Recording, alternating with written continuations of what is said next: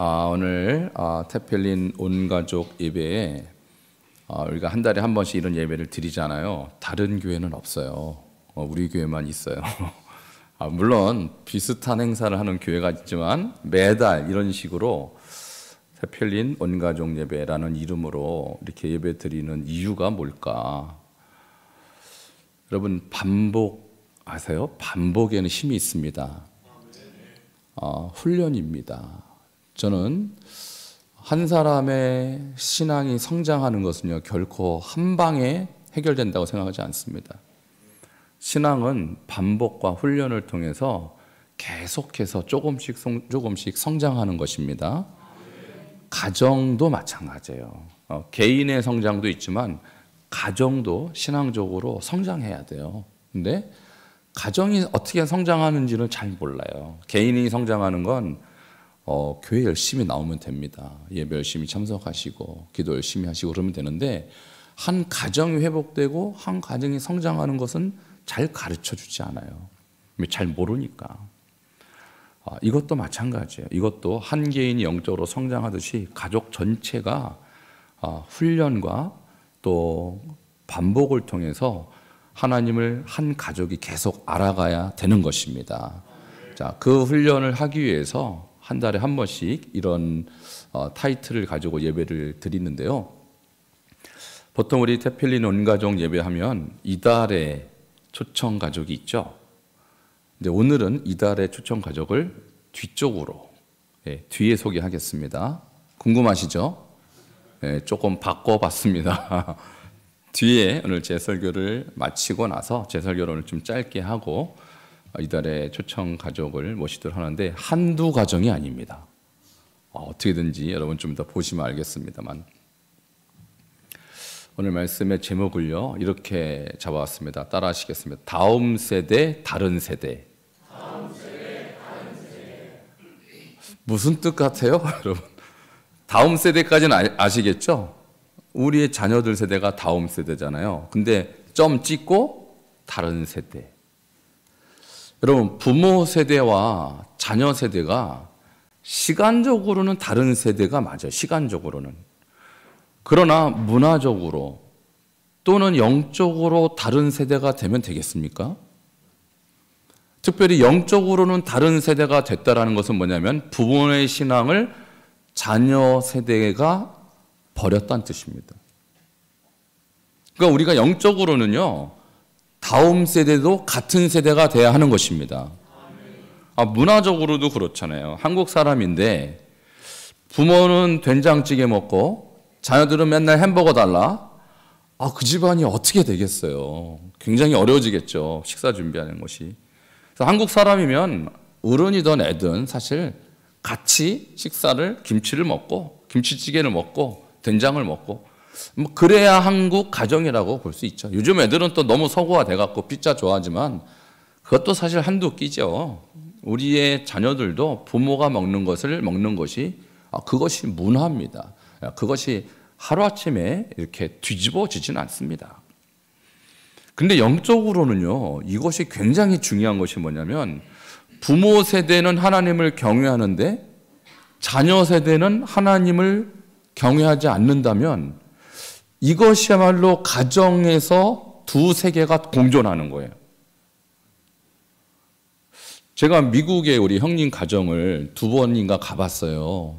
한 20년 전에 한국을 떠나서 제가 미국에 있을 때 한 두 번 가봤는데, 우리 형님은 한국 사람이에요.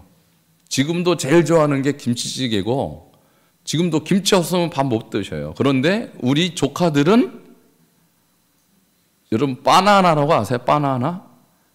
껍데기는 노란데 속은 하얘요. 백인이에요. 속은 미국 사람이고 겉만 한국 사람이에요.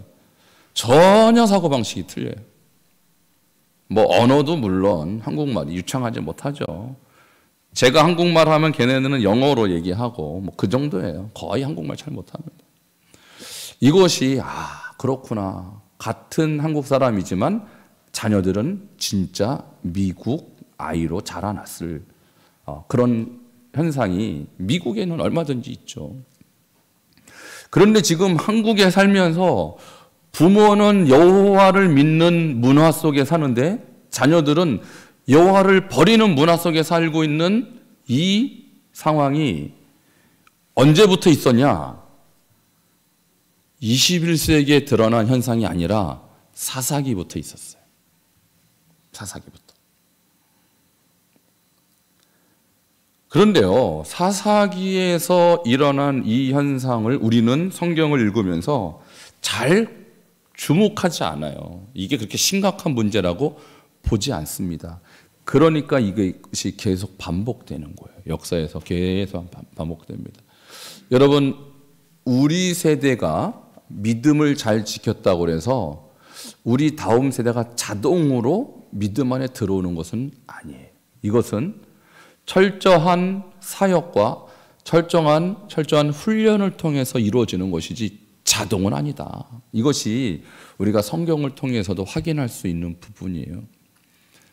여러분, 솔직히 우리 교회도 그렇지 않습니까? 우리 교회도 부모의 신앙이 자녀들에게 그대로 가는 경우가 많지 않아요. 우리 교회만 그렇지는 않습니다. 저는 이 부분에 특별히 관심을 갖고 연구하고 논문도 쓰고 사람들에게 이 부분에 대해서 또 강조하고 있는 그런 사역을 하는데, 우리 교회는 그런 면에서 어떻게 보면 실험적인 공동체예요. 이 다음 세대에 대한 특별한 관심을 갖고 어떻게 해서 무너진 다음 세대를 일으키는가에 대한 실험을 할 수밖에 없는 그런 상황이에요. 우리 교회 자체가. 우리 교회만 그렇습니까? 다 그런데, 교회마다 10교회가 다 그런데, 저는 우리 교회에서 사역을 하는 이상 우리 교회 다음 세대가 어떻게 일어나는지 제 자신이 지금 실험하고 있다는 거예요. 여러분, 실험 대상에 대해서 기분이 나쁘세요? 어느 교회를 간들 실험 안 하겠습니까? 제가 어느 교회를 간들 다 똑같은데 상황이. 그럼 저는 이것을 책임감을 갖고 하는 것이고 사명감을 갖고 하는 것이고, 우리 교회가 되면 다른 교회도 됩니다. 우리 교회가 먼저 잘 돼야 될 줄 믿습니다. 모범 사례가 돼야 돼요. 그리고 그렇게 될 수 있습니다. 그래서 태필린 온 가족 예배를 매달 드리는 거예요. 할 일이 없어서가 아니라. 그래서 지난 2, 3년 동안 제가 먼저 이제 두 가지 강조점인데, 먼저는 말씀으로 회복돼야 된다. 먼저. 어른이든 자녀들이든. 그래서 온 가족 예배라는 것은요, 3대가 할아버지, 할머니, 손주가 온 가족이잖아요. 이 3대가 똑같은 신앙을 갖도록 저는 여러분을 지금 이끌어가고 있는 거예요. 자, 그러면 누가 제일 중요할까요? 3대 중에서. 조부모가 제일 중요해요. 그래서 제가 오늘도 부모 세미나 할 때 조부모님들 오시라고 그랬어요. 왜? 부모보다 조부모가 더 중요하니까. 1세대가 어떻게 하느냐에 따라 2세대가 따라가는 거예요. 그리고 2세대는 3세대에게 영향을 주는 것이거든요. 그래서 다음 세대의 문제는 결코 다음 세대 애들이 문제가 아닙니다. 1세대가 문제예요. 1세대가 정신 안 차리면 3세대는 포기해야 돼요. 그래서 저는 감사한 것이 우리 교회에 조부모님들이 많이 계셔요. 할렐루야. 여러분들이 깨어나시면 우리 다음 세대가 깨어나는 것입니다. 여러분, 7절, 오늘 본문 7절에 보면 언제까지 좋았냐면 여호수아와 함께 가나안 정복한 그 세대까지는 좋았어요. 자, 7절 한번 읽어볼까요? 시작. 백성이 여호수아가 사는 날 동안과 여호수아 뒤에 생존한 장로들 곧 여호와께서 이스라엘을 위하여 행하신 모든 큰 일을 본 자들이 사는 날 동안에 여호와를 섬겼더라. 아멘. 자, 여호와를 언제까지 섬겼냐면, 일단 누가 살아있을 때 여호수아와 여호수아 뒤에 생존한 장로들이라 하면 이런 사람들일 것입니다. 자, 이스라엘 백성 중에서 1세대 중에서 가나안에 들어간 사람 딱 두 사람이죠. 누구와 누구요? 여호수아와 갈렙 두 사람만 들어갔고 나머지는 몇 세 이하가 들어갔어요. 20세 이하만 들어갔어요. 그러니까 가나안 1세대를 구성하고 있는 두 그룹은 노인네 두 분하고 나머지는 싹 다 20세 이하 청소년들이 들어갔어요. 그 중간은 아무도 없습니다. 그러면 가나안에 들어갔을 때 여호수아의 나이가 몇 살쯤 됐을까요? 갈렙하고 비슷했을 것입니다. 근데 갈렙이 80대였어요. 80대. 80의 나이에 이 산지를 내게 주소서. 대단한 용기와 신앙인이었죠. 그러니까 여호수아의 나이도 비스무리에 어림잡았을 때 80대였다고요. 그러면 여호수아가 사는 날 동안 몇 세에 죽었냐면 8절에 보면 110세에 죽었거든요. 자, 몇 살을 살은 거예요? 그러면 가나안 땅에서 30년. 자, 그러면 30년 살았고 여호수아 뒤에 생존한 장로들, 그러니까 장로라는 말은 어느 정도 나이가 있다는 얘기 아닙니까? 그죠? 그럼 여호수아가 110세에 죽었을 때 장로들은 몇 세쯤 됐을까요? 그렇죠. 20세 미만 아이들이 들어왔다가 여호수아가 30년 후에 죽었으니까 50세 정도 전후쯤 됐을 거라고요. 그러니까 장로라고 해봐야 50세밖에 안 됐어요. 저 때. 여호수아가 죽을 때. 자, 이해되시죠? 자, 그러면 저 때까지는 여호와를 섬겼다 그랬어요. 저 때까지는. 근데 언제부터 문제냐? 저 장로들이 죽은 이후부터는 문제였어요. 자, 9절 넘어가면요. 자, 무리가 그 기업의 경내 에브라임 산지 가스산 북쪽 딥넬헤스에 여호수아를 장사했고 10절 같이 읽겠습니다. 시작. 그 세대의 사람도 다 그 조상들에게 들어갔고 그 후에 일어난 다른 세대는 여호와를 알지 못하며 여호와께서 이스라엘을 위하여 행하신 일도 알지 못하였더라. 아멘. 자, 그러니까 그 세대 사람들, 그러니까 여호수아와 갈렙이 1세대고 그 다음에 장로들 그룹은 2세대고요. 2세대. 그럼 몇 세대부터 문제가 됐다는 거예요? 3세대부터 문제가 됐습니다. 3세대. 자, 이거를 제가 조금 정리를 이렇게 해봤어요. 1세대 여호수아와 갈렙 110세 여호와를 섬김. 자, 2세대 장로들 50대 여호와를 섬김. 3세대 장로의 자녀들, 그죠? 장로의 자녀들 20대쯤 되겠죠? 그때부터 여호와를 알지 못함이에요. 3대부터 문제가 생겼어요. 3대부터. 자, 누가 잘못하고 있습니까, 지금? 저 사건의 책임자는 누굽니까? 2세대라고 요 앞에서 초등학교 6학년이 대답했어요. 6학년짜리도 보면 압니다. 그죠? 저 문제의 책임자는 2세대입니다. 2세대가 뭐가 그렇게 바빴는지 자식들에게 여호와를 가르치지 않은 거예요. 물론 아무것도 안 한 것은 아니겠죠. 정복 전쟁을 했을 것입니다. 정복 전쟁이라고 우리가 봤을 때 중요한 겁니다. 정복해야죠, 당연히. 그러나 정복하는 것과 동시에 뭘 했어야 돼요? 다음 세대 교육을 했어야 하는 것입니다. 근데 이것은 관두고 정복부터 한 거예요. 이것도 중요하지만 다음 세대도 중요합니다. 그럼 이렇게 다음 세대 신경을 못 쓰고 있는 사이 무슨 일이 일어난 것일까요? 오늘 제가 본문으로 다루진 않지만 2장 11절에 보면 믿기 어려운 이야기가 등장합니다. 이렇게 기록합니다. 이스라엘 자손이 여호와의 목전에 악을 향하여 바알들을 섬기며, 이렇게 써요. 충격이죠.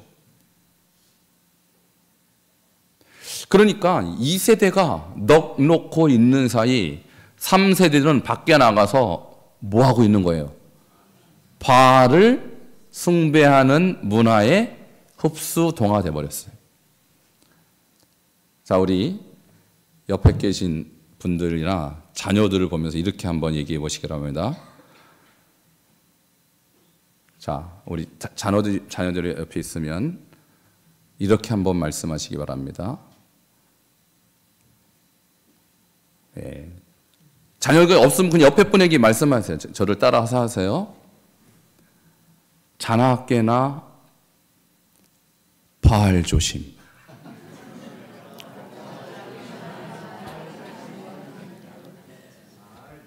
바알을 조심하라. 자, 이 얘기를 했어야 되는데, 자나깨나 바알을 조심하라 이 얘기를 했어야 되는데 안 한 거예요. 왜? 바빠서. 뭐가 바빴는가? 정복이 바빠서.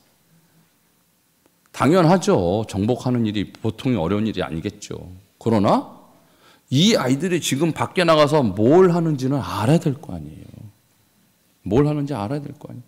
그리고 2장을 끄트머리까지 읽어보면 하나님께서, 여호와께서 이 이방 민족들을 여호수아에게 넘겨주지 않고 속히 쫓아내지 않으셨다고 그랬어요. 그 이유가 여호와의 명령을 지켜 행하나 안 하나 시험하려고. 그러니까 이 아이들은요, 지금 밖에 나가서 하나님이 아닌, 여호와 문화가 아닌 이방 문화를 실컷 구경하고 돌아오고 학습하고 돌아와서 집안에서 부모와 함께 있는데 전혀 다른 세대인 거예요. 전혀 딴 생각하고 있는 세대예요. 여러분, 제 얘기 들으면서 뭐 생각나는 거 없습니까? 우리 아이들이요, 우리 자녀들이 학교만 가도 전혀 딴 세계에서 살다 옵니다. 학교에서 7시간, 8시간 수업 시간에 듣는 내용들이 다 무신론, 진화론, 동성애 합법화, 이런 얘기를 듣고 오는 거예요. 그것이 진실이라고, 그것이 과학이라고, 그것이 사실이라고 바알 문화를 습득해서 집안으로 들어오는 거예요. 자, 그러면 옆에 있는 자녀들에게 다시 한번 뭘 물어봐야 돼요? 자나깨나 바알 조심. 조심시켰어야 되는데 조심시키지 않은 거예요. 왜? 나랑 같이 있으니까 문제 없겠지. 아닙니다. 우리 자녀들은 전혀 다른 문화에서 다른 생각하고 다른 사상을 끌고 집으로 오는 거예요. 그래서 그것을 고쳐주지 않으면 우리는 두 세계가 공존하고 있는 것입니다.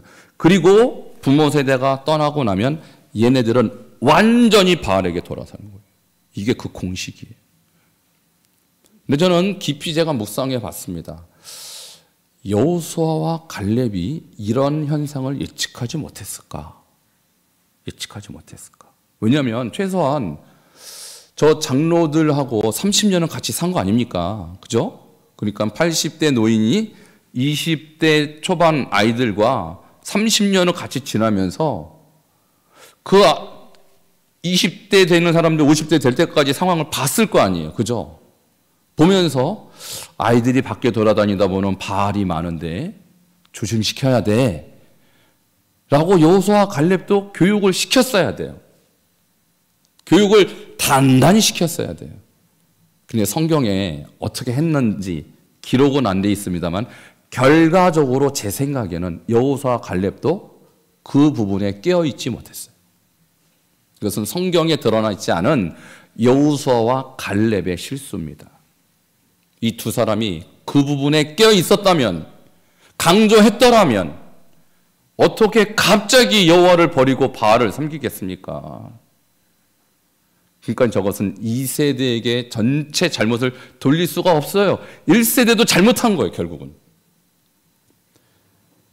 여기 계신 우리 1세대, 우리 할아버지, 할머니들, 여러분이 지금 70대, 뭐 한 60대 이렇게 됐는데 여러분 이제 자녀들이 결혼하고 아이들이 막 태어납니다. 이 아이들을 바라볼 때 뭐라고 해야 돼요? 자나깨나 바알 조심, 이 얘기를 해야 된다고요. 얘기 안 하면 몰라요. 애들은 밖에 나가면 이게 바알인지 뭔지 그냥 아무거나 먹고 들어왔는데 알고 보니까 바알이에요. 나중에 못 고쳐요.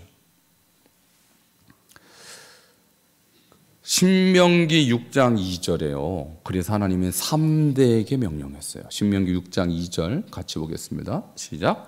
곧 너와 내 아들과 내 손자들이 평생에 내 하나님 여호와를 경외하며 내가 너희에게 명한 그 모든 규례와 명령을 지키게 하기 위한 것이며 또 내 나라를 장구하게 하기 위한 것이라. 아멘. 그래서 이스라엘을 부를 때 1세대만 부른 것이 아닙니다.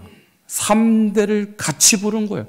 너와 내 아들과 내 손자들이 평생에 내 하나님 여호와를 경외하며 내가 너에게 명 그 모든 규례와 명령을 지키기 위한 것이며 또 내 나라를 장구하게 하기 위한 것이라 라고 말하면서 그 다음 하는 말이 우리가 잘 아는 쉐마 이스라엘아 들으라.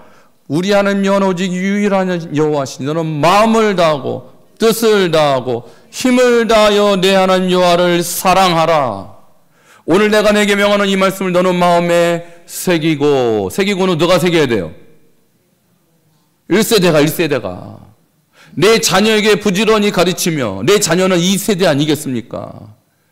그러니까 1세대의 마음에 새겨진 말씀을 2세대에 새겨놓고 2세대는 또 부모가 됐을 땐 3세대에게 새겨놓고 부지런히 가르쳤어야 돼요. 이렇게 해야 3세대가 또 다른 3세대를 낳는 거죠. 근데 1세대가 멍하고 있으니까 2세대는 넉넉히 있고 3세대는 망한 거예요.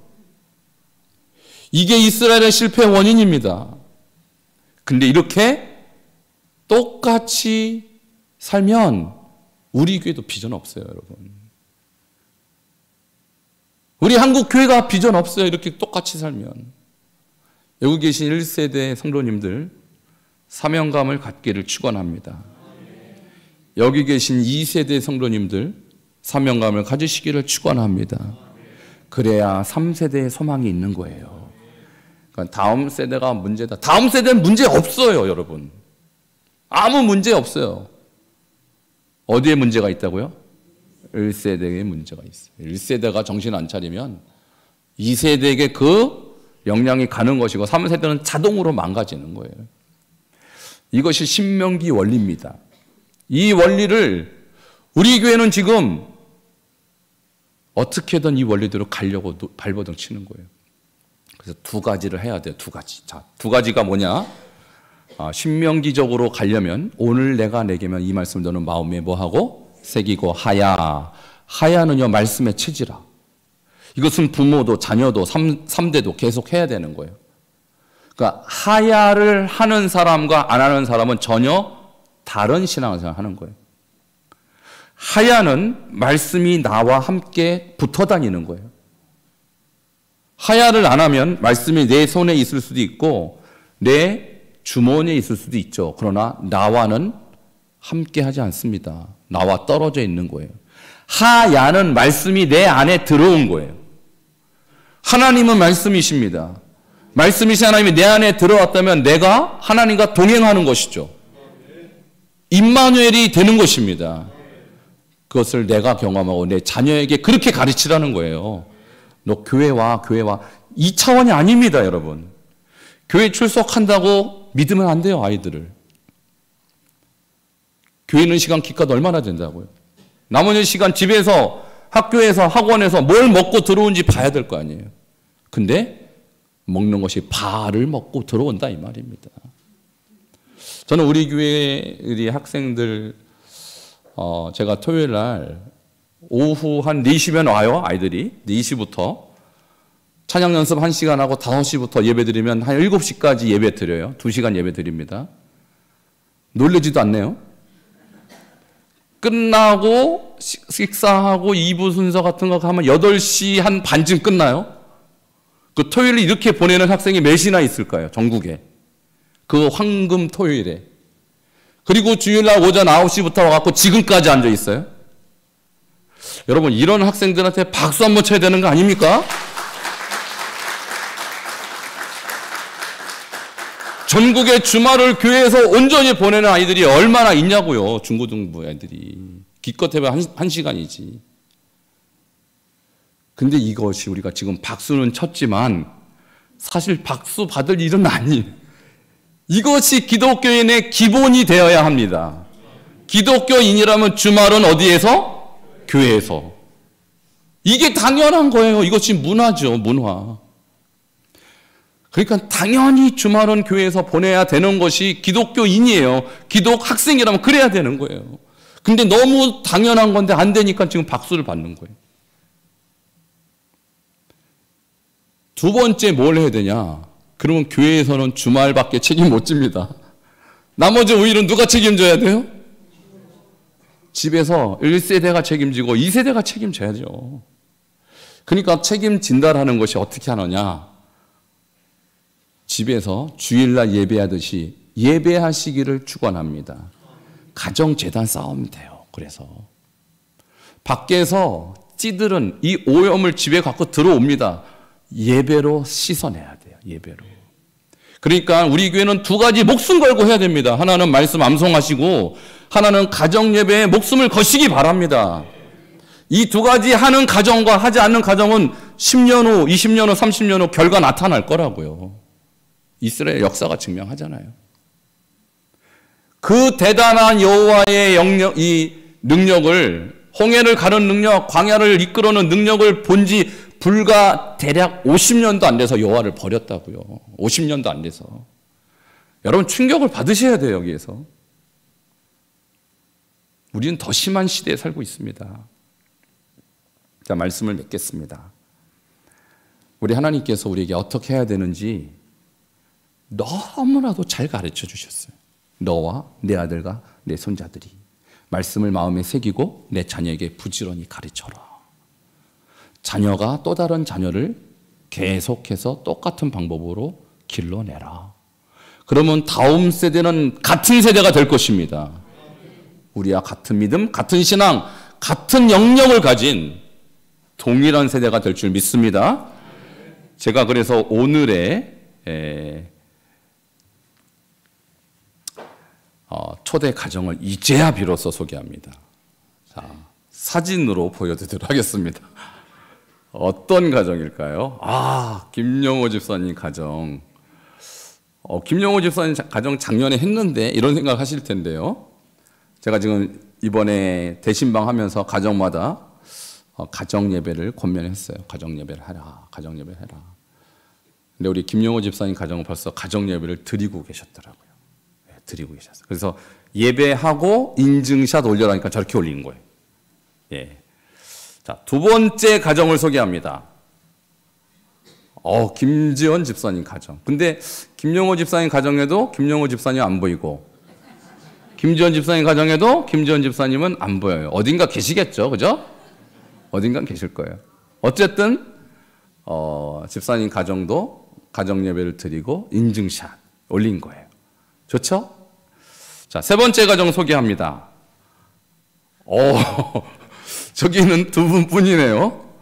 자, 자녀들은 이미 다 컸고 말 안 듣고 그래요. 그럼 어떻게 해야 돼요? 다 크고 없는데 어떻게 해요? 부부라도 가정 예배를 드리시라고요. 부부라도. 가정 예배가 꼭 자식들이 다 있어야 가정 예배입니까? 부부가 가정의 시작이 아닙니까? 그래서 제가 두 분에게 제가 권면했어요. 가정 예배 드리시라고. 그래서 순종하시고 이렇게 인증샷을 올리신 거예요. 두 분이 굉장히 젊어 보이시죠? 저렇게 보니까. 신혼부부 같아요. 자, 오늘은 이 세 가정을 오늘의 초대 가정으로 모시도록 하겠습니다. 자, 김영호 집사님부터인가요? 네, 죄송합니다. 우리 김지원 집사님 가정의 부인 되시는 김성옥 집사님이 대표로 나오시도록 하겠습니다. 박수 주시기 바랍니다. 안녕하세요. 김성옥입니다. 우선 하나님 보시기에 너무 잘하는 가정은 아니지만 이렇게 조금이라도 하고 있는 걸 나눌 수 있는 기회를 하나님께 주심에 너무나 감사드립니다. 일단 작년부터 그 목사님께서 부모 세미나를 할 때마다 가정 예배를 강조를 많이 하셨어요. 그래서 그걸 많이 느끼고 그때마다 한 번씩 시도는 했지만 꾸준하게 못했죠. 근데 올해 들어서 이제 말씀하신 대로 권면을 하시고 인증샷을 올리는 방을 또 만들어 주셔서 뭔가 숙제 아닌 숙제도 되고 이렇게 드릴 수 있도록 좀 마음이 많이 된 것 같아요. 그래서 처음에 가정 예배라고 하면 뭔가 딱딱한 틀이 있잖아요. 예배라는 틀이 있잖아요. 그래서 그 틀이 제가 잘 못 벗어나서 그러니까 못 버리겠어서 어떻게 해야 될까 되게 고민을 많이 했었는데 목사님께서 5분이든 10분이든 괜찮다. 감사만 나누고 그리고 주기도문만 해도 그것이 예배고 꼭 가정이 아니어도 뭐 옮겨 다니면서도 해도 된다 이런 얘기를 쉽게 이야기해 주셔서 도전 아닌 도전을 하게 됐고요. 제가 이렇게 썼지만 사실 눈에 잘 안 들어와요. 피아노 치는 내내 계속 머릿속을 정리하고 있어서 제가 두서없이 얘기할 수도 있지만 잘 들어주시면 감사하겠습니다. 아이들도 같이 지금 있어가지고 말하기가 조금 조심스러운 부분도 있고요. 좀 감안해서 들어주시면 감사하겠고요. 예배를 같이 드릴 때 처음에는 진짜 감사로만 나누고 기도하는 정도만 간단하게 했었는데 점점 이제 주일학교에서 배우는 거 또 학생회에서 배우는 거를 함께 나누는 거를 이제 권면하셔서 아이들이 선생님이 돼서 그날 배웠던 거 주일날 배웠던 걸 같이 이제 나누는데 어른으로서 들으면서 조금 창피했던 거는 아이들만큼 내가 잘 모르고 있다는 거를 깨닫게 되는 게 많았어요. 그래서 연수는 길지만 그냥 뭐 다윗이 이랬고 뭐 요셉이 이랬고 이런 환경적인 건 알지만 정확하게 하나님이 여기서 뭘 원하시는 얘기가 있는지 그런 것들을 지금 하나씩 배워가는 중인 건데 아이들만큼 모르고 있구나라는 걸 좀 느끼게 됐고요. 그리고 아이들이 얘기할 때 제가 어른으로서 알고서 이거를 뭐 이렇게 코멘트 해주거나 이러려고 생각하고 예배를 드리는 게 아니고 제가 아이들과 같은 말씀으로 같이 성장한다는 생각으로 좀 아이들이 얘기할 때 들었어요. 그래서 아이들이 얘기하는 게 맞나 틀리나 이런 거보다 얘기할 때 제가 한 번 더 이해하려고 다시 되물어요.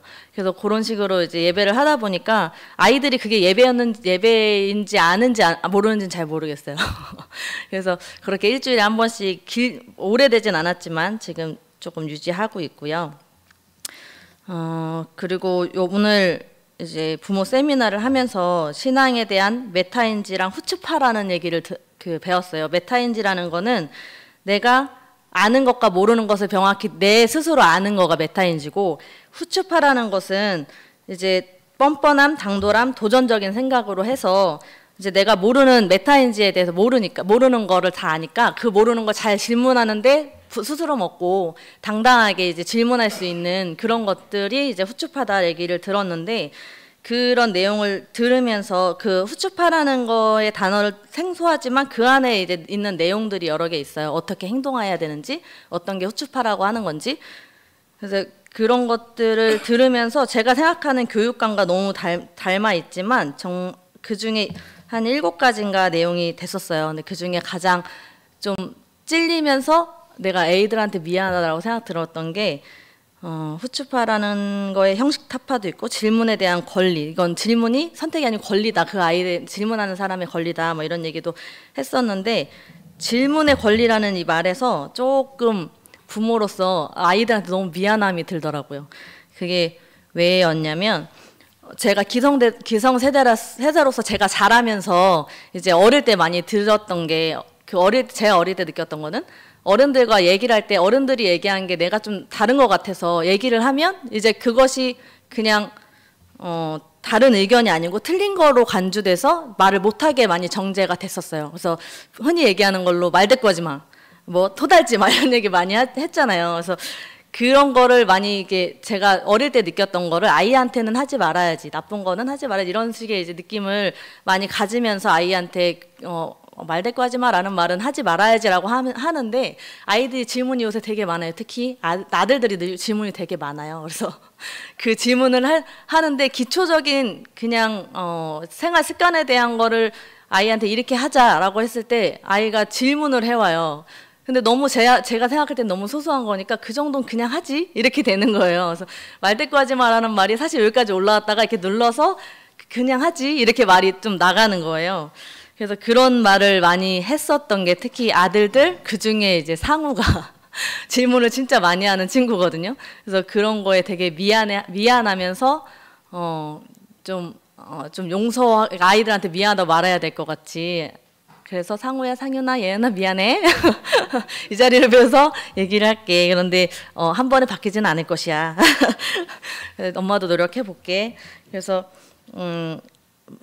가정 예배를 드리면서 아이들과 함께 그런 것들을 많이 나누려고 노력할 거고요. 그리고 아이들이 질문하는 거에 막힐 때가 많아요. 그래서 어쩔 때는 목사님한테 여쭤볼까? 이렇게 물어봐서 그 답을 물어봤니? 답은 어떤 거니? 이렇게 되돌아올 때가 있어요. 그래서 어쩔 때는 단어에 대한 것도 검색해볼까? 여러 가지 검색하고 이제 그런 식으로 대화를 또 하게 되니까 뭔가 아이들도 또 내가 생각하는 것보다 많이 알고 있구나 이런 것도 느끼게 된 계기가 된 것 같습니다. 다음에는 아빠와 할머니까지 동참을 해서 같이 예배하는 가정 예배가 되도록 소망하겠습니다. 네, 감사합니다.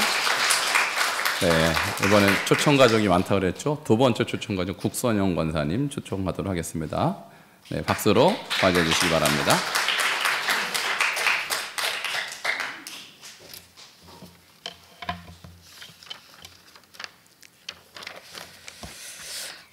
제가 오늘 학부모 교사 세미나를 통해서 학습한 것들을 하나씩 이렇게 삶에 적용하면서 실제로 어떻게 변하고 있는지 감히 말씀을 드리려고 합니다.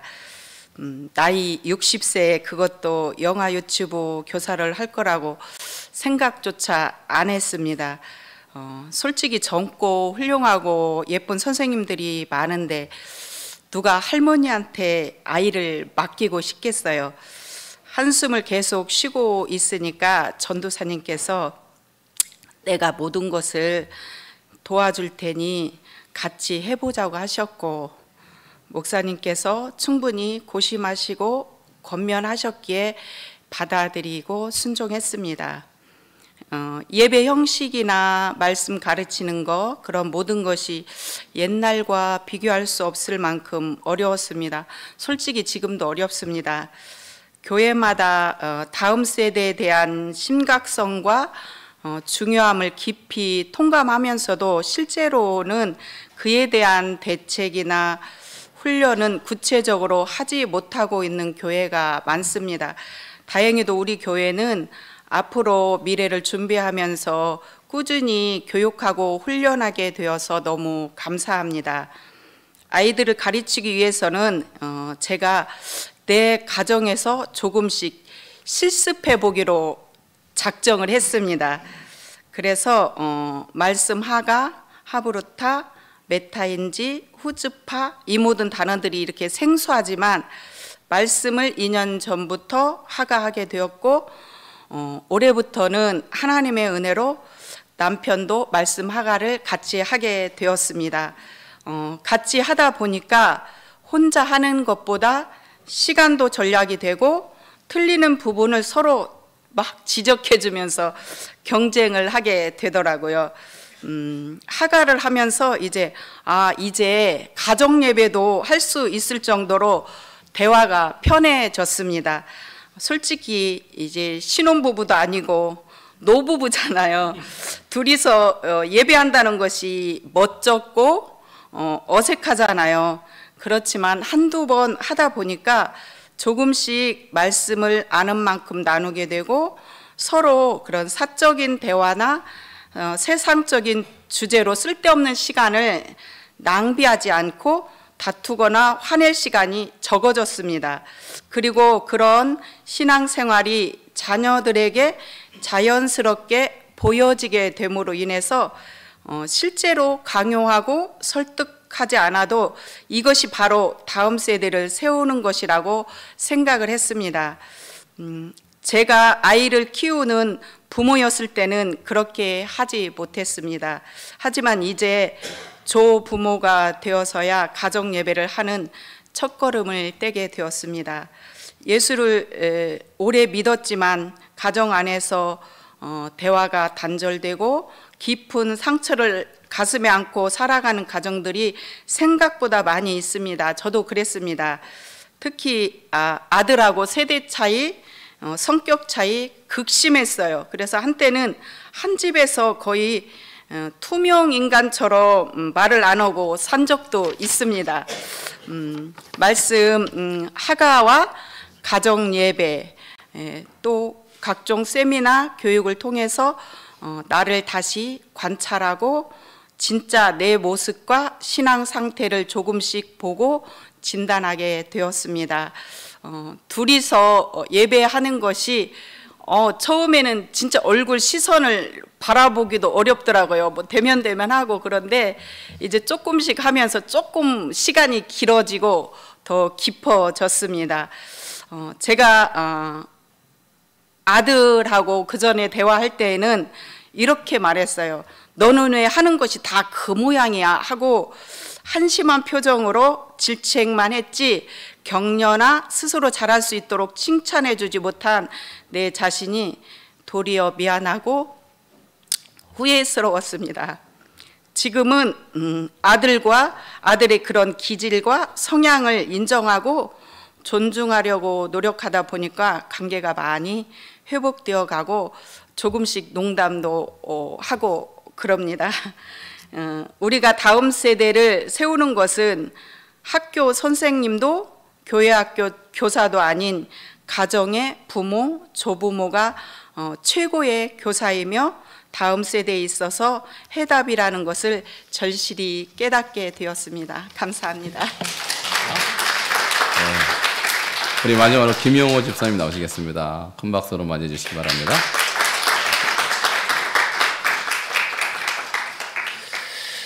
반갑습니다. 목사님이 준비하라고 하셨는데 이거 못 볼 것 같아요. 막 낙서를 해놔가지고 제가 아까 그 가정교육 세미나 할 때 말했던 걸 그대로 말씀드릴게요. 마스크는 제가 약간 가래가 껴서 착용을 하고 말씀드리겠습니다. 여러분한테 질문 한번 해볼게요. 여러분 가정을 바꿀 수 있는 계기는 뭐라고 생각하세요? 저는 저라고 생각합니다. 제가 가장이기 이전에 어떤 한 더러운 물질이라고 생각하면 그 물질로 인해서 가정은 번지게 돼 있거든요. 저는 예전에 술을 많이 먹었어요. 그러니까 알코올 중독에 가까웠습니다. 어느 정도냐면 365일 중에 300일 이상은 술을 먹었어요. 제가 술을 먹은 이유는 힘들었던 삶이 있었어요. 저희 아버지가 도박을 하던 사람인데 집안이 왜 굉장히 안 좋습니다. 빚을 낳고 그래서 어른 삶을 사니까 가족 자녀들이 방치가 되는 거예요. 그러니까 엉뚱한 데로 빠지잖아요. 저는요 그 엉뚱한 데가 바로 술이었어요. 10년 넘게 술을 먹고 살았습니다. 그리고 나서 30대쯤 돼서 제 아내를 만나고 제가 뭘 했겠어요, 여러분? 뭘 했을까요? 성경을 보기 시작했습니다. 성경을 봤는데 맨 처음엔 반항심해 봤어요. 아니 교회 다니는 사람들은 왜 술 먹으면 안 되지? 그래서 내가 토시 하나 안 틀리고 다 읽어볼게. 그래서 읽었어요. 근데 머리가 나빠서 읽다가 중간에 까먹어요. 그러면 1장 한 5절까지 읽다가 까먹으면 3절로 다시 가서 다시 읽어요. 그게 계속 반복됐습니다. 10절까지 갔는데 까먹으면 8절로 다시 와서 읽어요. 그렇게 읽으면 어떻게 될까요? 효과가 2배예요. 2년 동안 1독을 읽었는데 어떻게 됐을까요? 은혜가 생깁니다. 사람이 변해요. 근데 술은 못 끊습니다. 그래서 다시 한번 그럼 술은 계속 먹어도 되겠나? 하면서 술에 대한 집착으로 성경을 본 거예요. 내가 다시 한번 또 읽어보리라 그러면서 2독을 했습니다. 찾았을까요? 못 찾았어요. 은혜만 받았어요. 또 3독을 읽어요. 그렇게 계속 읽다 보니까 30대 중반이 되고 나서는 인물이 보여요. 성경에 대한 인물. 노아, 롯, 야곱 이런 인물이 보여요. 노아는 우리가 그냥 평상시에 알던 것처럼 뭐 방주 사건 이후에 술을 먹었다. 그리고 뭐 자식들이 와서 그 하체를 보고 가나안의 아버지 함이 아버지로 인해 저주를 받았어요. 근데 그래서 그게 어때서? 근데 생각해 보면 술이 문제가 아닌 거예요. 노아는 하나님 곁에 있지 않았던 거예요. 그걸 제가 겪었습니다. 그래서 그 가나안의 아버지 함의 얘기를 계속해요. 가나안의 아버지 함. 그래서 아버지가 술이 딱 깨서 그 함에게 저주를 한 게 아니라 가나안 민족에게 저주를 합니다. 그래서 그 후손들은요 성경에서 고달픈 삶을 살아요. 이때 제가 30대 중반이었어요. 딱 느끼고 나서 두려움이 생겼습니다. 술 먹는 것에 대한 두려움이에요. 그래서 과거로 돌아봤어요. 한 2, 3년 동안의 그 저를 돌아봤어요. 술을요, 안 먹고 있었어요. 그리고 나서 어찌해서 뭐 명절에 한두 잔, 몇 잔, 그리고 나서 또 내 눈에 들어온 인물이요, 롯이라는 인물입니다. 롯. 아시죠? 롯은 근친상간을 해서 자식을 낳습니다. 술을 먹고, 술이 중요해요. 자식을 낳는데 누굴 낳나? 모압과 암몬 족속을 낳습니다. 그 사람들은 그모스와 몰렉신을 섬기던 사람인데 어떻게 하냐면 인간 번제를 드리는 사람들이잖아요. 그 후손들은 계속 그 비극적인 삶을 살아요. 제가 느낀 게 그런 거예요. 술은 우리가 술을 좋아서 먹지만 악한 그런 사탄 마귀들이 사용할 수 있는 아주 좋은 도구라고 생각을 했습니다. 그러니까 더 두려움이 생기는 거예요. 하나님이 무섭고 두렵고 내 삶이 변하지가 않았어요. 근데 성경을 계속 읽다 보니까 술 때문에 읽은 거예요. 술을 계속 먹고 싶어서. 그런데 읽다 보니까 하나님의 능력을 이길 수가 없는 거예요. 변해요. 그래서 제가 한 10년 사이에 여러분들한테 고백하는 게 10년 사이에 술을 먹은 횟수를 글쎄요, 한 10번도 안 돼요. 그러니까 중요한 건 여기서 목사님들이 술 먹지 마, 술 먹으면 안 돼. 한 방울도 먹지 마세요. 한 잔도 먹지 마세요. 소용없어요. 왜냐? 말씀에, 이 안에 말씀이 없어서 절대로 말로 될 수 있는, 여기 설교로 될 수 있는 게 아니에요. 내 안에 성경이 없고, 말씀이 없고, 하나님 은혜가 없으면 요만큼도 바뀌지 않습니다. 그래서 제가, 자, 이거 보이세요, 여러분? 제가 이거를 군대에서 받은 거예요. 집안 정리하다가 서랍에서 찾았거든요. 이것만으로 삼독을 읽었습니다. 삼독을 읽었는데 이때 진짜 예수님을 믿었어요. 정말 예수님을 믿었습니다. 그리고 술은 글쎄요. 술은 제가 오늘 술 얘기를 하지만 아까도 말씀드렸다시피 술이 아닌 거예요. 내가 하나님 곁에 없으면 망가집니다. 술이란 개념을 빼시고 다른 걸 한번 생각해 보세요. 여기 무엇을 집어넣든 내가 바뀔 수 있는 계기는 뭔가 안 하는 게 아니에요. 이것도 안 하는 게 아니고 저것도 안 하는 게 아니라 그냥 하나님 곁에 있으면 되는 거예요. 그러면 변해요.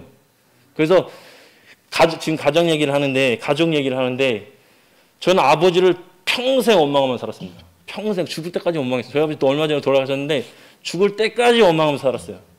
죽을 때까지. 근데요, 돌이켜보면 저도 술에 쪄들었던 사람이에요.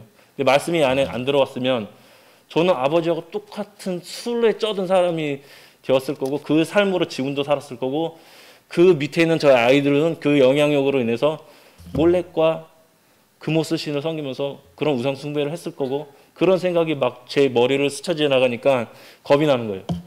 그래서 회식 자리에 가면요, 제가 술 권하잖아요. 여러분 팁 하나 알려드릴게요. 술을 권하잖아요. 어떻게 하냐면 오케이, 맥주 한 잔 나 먹을게. 그 대신 너 이번 주에 나랑 교회 가자. 그럼 대번 그만 권하질 않아요. 제가 최근에도 그랬어요. 회식은 가요. 회식은 가되 이런 얘기를 해요. 그럼 막 자지러져요. 제가 못했던 것 중에 하나가 뭐냐면 식사기도거든요. 식사기도를 진짜 못했어요. 교회에서는 막 해요. 잘 먹겠습니다. 기도해요. 근데 회사 가면 못해요. 근데 하나님 놀라운 게 뭐냐면 기도 안 하고 바로 먹잖아요. 그럼 회사 사람들 중에 믿는 사람들이 옆에 와서 누가 한 명이 와서 기도해요. 그거 보면 찔려요. 그럼 그 자리 말고 다음 날은 저 자리에 가서 먹어요. 그럼 이상하게 다른 사람이 옆에 와서 또 기도해요. 그러니까 그게 피할 수 없어요. 우리 부처님 손바닥 이런 말 있잖아요. 하나님 손바닥이 피할 수 없어요. 그래서 저도 기도하는 습관을요 그렇게 키웠어요. 그렇게 키우다 보니까 어떻게 되냐면 아이들이 배워요. 제가 성경 보고 말씀하고 집에서 부족하지만 찬양 음악 연습해요. 그 아이들이 그런 걸 보고 따라하거든요. 우리 준수 같은 경우도 가정 예배를 맨 처음에 낼 때 우리는 예전부터 했어요. 자기 전에 어떤 것부터 시작했냐면 기도부터 시작했습니다. 자기 전에 그냥 누워서 기도하는 거예요. 누워서 뭐 한 명씩 돌아가면서 기도하자 그러면 애들이 기도를 얼마나 잘하겠어요. 하나님 오늘 게임했어요. 감사합니다. 예수님의 이름으로 기도합니다. 이거예요. 없어요. 하나님 오늘은 아빠 엄마가 초콜릿 사줬어요. 감사합니다. 예수님의 이름으로 기도합니다. 이거 다요. 이렇게 시작됐어요. 그리고 가정 예배를 했는데 장난 아니에요. 막 날아다녀. 막 목에 타고 특히 준수가 그랬어요. 그런데 아까 사진 말고 또 사진 하나 있어요. 이렇게 무릎 꿇고 하는 거. 그게 하루아침에 된 게 아니에요. 하나님은 어떻게 하시냐면, 제가 겪은 하나님은요, 이거를 송두리 때 다 빼버려요. 저 안에 있던 그 더러운 거 다 빼버리고, 그리고 나서 요만한 씨 하나를 심어요. 쉽게 안 변해요. 그게 자랄 때까지. 그걸 어떻게 변화시킬 수 있냐면, 바로 여러분 보세요. 이거 보세요. 이거 뭐예요? 군바리가 봤던 성경. 이거 보시면요, 안 바뀔 수가 없습니다. 제가 지금 성경 계속 읽고 있거든요. 성경 읽지, 하가하지, 요한복음을 4장까지 외웁니다. 그걸 왜 하냐면 과거로 돌아가기 싫어서 하는 거예요. 제가 여기 자랑하러 나온 거 이제 착각하지 마세요. 제가 뭐하러 자랑하러 나와요? 자랑할 거 딱 하나 있어요. 나를 이렇게 변화시켜 주신 하나님. 그거밖에 없어요. 그래서 제가 여러분들한테 말씀드리고 싶은 거는, 혹시 성경을 안 읽은 분이 계시면 꼭 일독하세요. 일독하시고 이독하시고 구독까지 가세요. 구독. 그 유명한 구독. 저는 목표가 있습니다. 어떤 거냐면 절대 옛날로 돌아가지 않는 거. 이 마지막으로 아까 성경 인물들 얘기했잖아요. 요거 제 얘기를 하면, 저는 술에 대한 좋은 추억이 하나도 없어요. 두 가지 정도만 말씀드릴게요. 그리고 끝내겠습니다. 과거에 제가 술을 이만큼 먹고 택시비가 없어가지고요, 새벽 5시쯤에 설렁탕집에 몰래 들어가서 돈을 한번 훔친 적이 있어요. 딱 카운터를 열었는데 팅 하고 소리가 나잖아요. 2층에서 다 잠자던 주인이 누구야 하고 나왔어요. 돈을 한 주먹 쥐고 그냥 도망 나왔습니다. 그게 딱 봤더니 한 3,000원 정도밖에 안 돼요.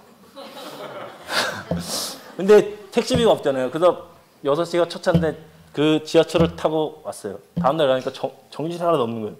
근데 생각이 안 나요. 그 집이 어딘지도 모르겠어요. 가면은 죄송하다고 사과라도 할 텐데 모르겠어요. 하나님이 딱 그 부분만, 내 앞 죄진 부분만 딱 기억나게 하세요.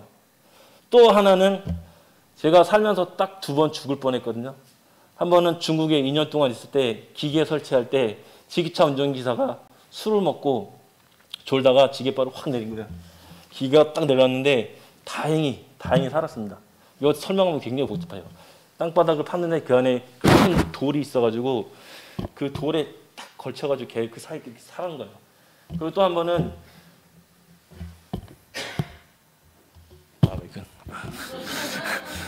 잠깐 치웠나.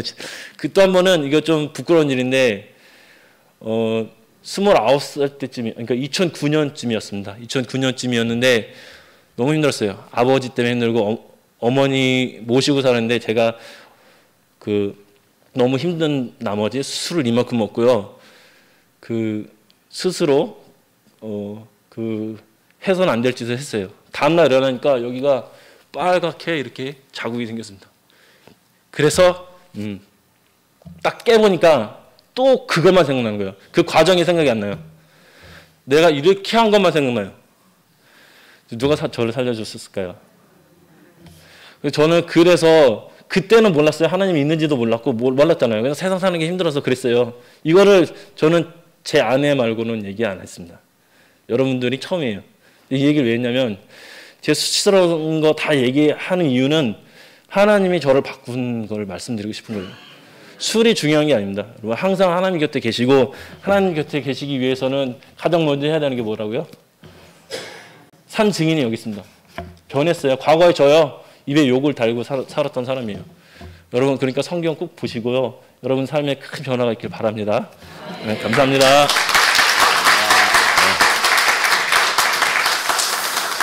네, 우리 다 같이 자리에서 일어나겠습니다. 네, 오늘 우리 세 분의 초청 가족 더 많은 시간을 드리지 못해서 아쉽고요. 우리가 이와 같이 우리 자신은 말씀으로 하나님과 동행하고, 우리 가족은, 우리 자녀들은 또 말씀으로 예배로 세워질 때 우리의 다음 세대는 다른 세대가 아닌 우리와 동일한 믿음의 세대가 될 줄 믿습니다. 우리 옆에 분에게 한번 축복하십시다. 우리 다음 세대를 위해서 기도하시고 다음 세대를 위해서 사역하십시다.